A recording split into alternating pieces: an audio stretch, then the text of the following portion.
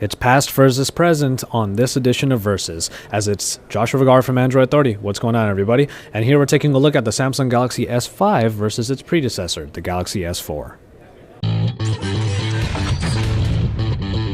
The Galaxy S5 is slightly larger and thicker than its predecessor, due in large part to that big display. And the phone is also about 15 grams heavier. But the S5 does move away from the glossy feel of the S4, as Samsung has opted for a soft touch material for the back. On the front, we do still have the same layout, but instead we have a change from the menu button of the S4 to a recent apps button for the S5. Now, one thing that the Galaxy S5 can definitely boast over the original S4 is its water and dust resistance. An IP67 certification helps it really stand the elements.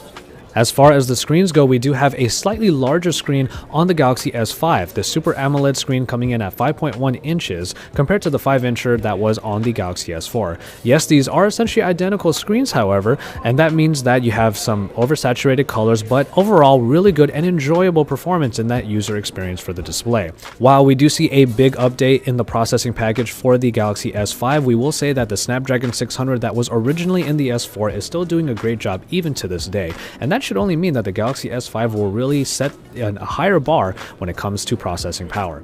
But then when we move on to the hardware department, we will find that the Galaxy S5 does have a slightly larger battery, jumping from the 2600 mAh unit in the S4 to the 2800 mAh unit on the S5. What we will say, however, is that the Snapdragon 805 in theory should be more power frugal, and also Samsung added in quite a few options for power saving. When it comes to the new features, however, everything that came from the S4 does make it to the S5, and then you have the additions of the fingerprint scanner, which is a slide type, and also the heart rate monitor that's found on the back. When it comes to the cameras, we do see that the 13 megapixel unit on the Galaxy S4 is looking to be trumped by the 16 megapixel ISOCELL sensor that has been introduced in the Galaxy S5. This is a sensor that is supposed to take pictures with less noise and even in low light conditions produce a very nice picture. Now, the app on the S5 has also been redone from the S4, touting all of its settings. When you hit the settings button, everything comes up that you'll be able to tweak for good smartphone photography. And in the end, we do see that the S5 is looking to just be a better camera overall compared to the S4.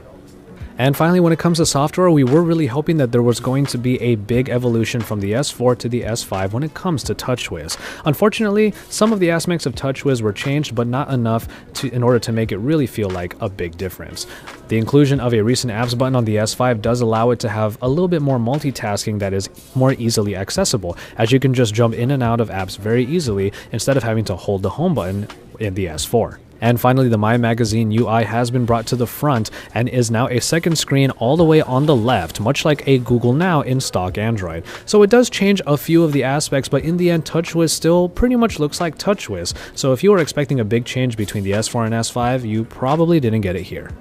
In the end, both of these phones do represent some of the best that Samsung has had to offer, and in terms of the S5, it just continues that tradition. Whether or not all of the new things are going to be useful for you is definitely a question that you can answer for yourself. But the S4 is definitely no slouch, so it doesn't deserve to just be dismissed in this comparison.